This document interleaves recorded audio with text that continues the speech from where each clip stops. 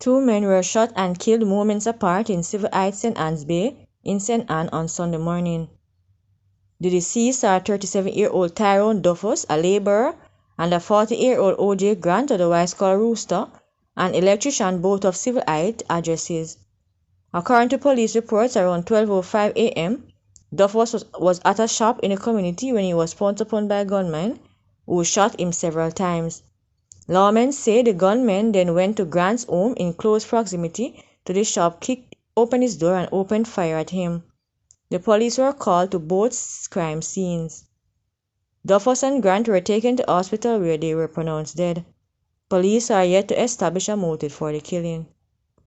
A manhunt has been launched for a man who was under police guard at the St. Anne's Bay Hospital for the alleged rape and murder of 8-year-old Talia Thompson after he escaped custody on Sunday morning.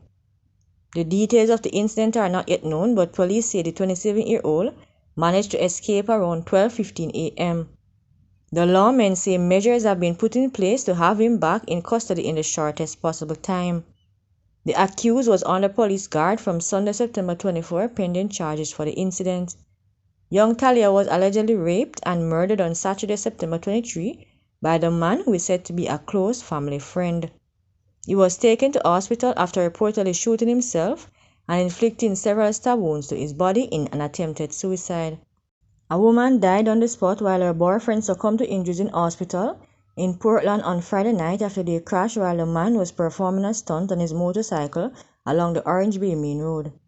She has been identified as Alicia Martin. Her boyfriend is yet to be identified. The police say about 10 p.m. the two were traveling on a bike in the vicinity of a police station when the man engaged in a stunt. He was reportedly seen riding with the front wheel of the bike in the air. The man reportedly lost control of the bike and crashed into a palm tree, resulting in his girlfriend being thrown into the road. Martin was pronounced dead at the scene by a medical doctor while her boyfriend died while undergoing treatment at hospital.